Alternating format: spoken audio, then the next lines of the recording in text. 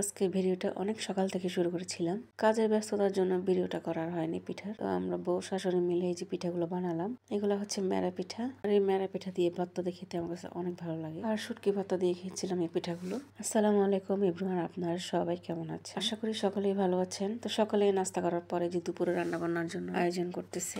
আজকে আমি গুঁড়া মাছ রান্না করবো বেগুন দিয়ে। তারপর লাল শাক রান্না করব শোল মাছ দিয়ে। তারপর ইলিশ ভাজা করব। আজকের মতো এগুলোই রান্না করব। গুঁড়ো মাছ রান্না করার জন্য আমি সবকিছু নিয়ে নিচ্ছিলাম। আমি এখানে আদা, রসুন, পেঁয়াজ, গুঁড়ো মরিচগুলো যে একটু বাটা মরিচ দিচ্ছিলাম, লাল মরিচ। এই মরিচগুলো হচ্ছে আমাদের গাছের, একদম লাল টকটকা, যেমন ঝাল তেমন। আর আজকের গুঁড়ো মাছটা একটু ঝাল ঝাল করে করবো। কিছুটা পেঁয়াজ দিয়ে দিচ্ছিলাম। পেঁয়াজের কথা মনে ছিল না, পরে মনে পড়লো আর দিয়ে দিলাম পেঁয়াজ। তো পেঁয়াজটা দেওয়ার পর আমি ভালো মতো এগুলো মেখে নিব। আর এই বেগুনটা দিয়ে আমার কাছে অনেক ভালো লাগে। বেগুন দিয়ে গুঁড়ো মাছ কার কার ভালো লাগে সবাই কমেন্টে জানাবেন। ঘর থেকে রেডি করে নিয়ে যাচ্ছিলাম বাইরে, কারণ বাইরে মাখলে একটু ঝামেলার ব্যাপার মনে হচ্ছিল।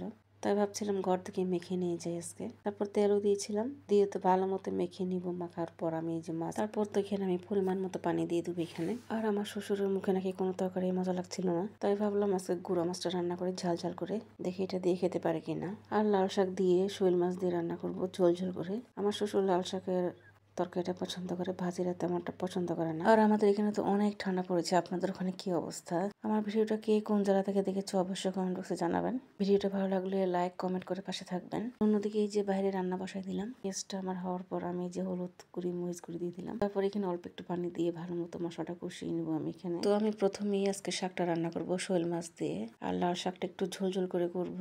আমাদের ঘরের এক একজনের খাবার এক এক রকম। কেউ ভাজি করলে খাবে, আবার খাবে না, আবার কেউ তরকারি রান্না তরকারি খাবে না, এমন একটা অবস্থা ঘরের মধ্যে।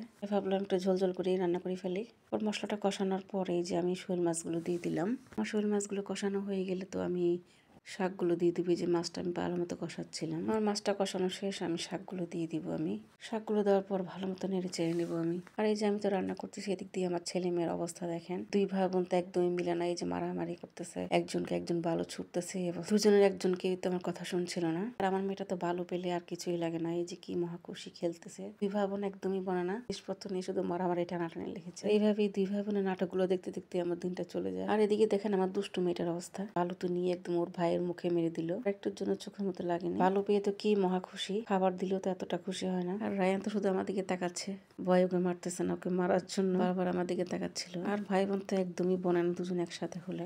আমার মেয়েটা হাতে কিচ্ছু নিতে পারে না, রায়ানের জন্য টানাটানি করে নিয়ে যায়। সবাই দোয়া করবেন আমার ছেলে মেয়ে দুটার জন্য। আর এই যে কথা বলতে বলতে আমার রান্না করা একদমই শেষ। আজকের মতো এখানে বিদায় নেব। এ পর্যন্ত আপনারা সবাই ভালো থাকবেন, সুস্থ থাকবেন, নিজের প্রতি খেয়াল রাখবেন, আর আমাদের জন্য সবাই দোয়া করবেন। আল্লাহ হাফেজ, আসসালামু আলাইকুম।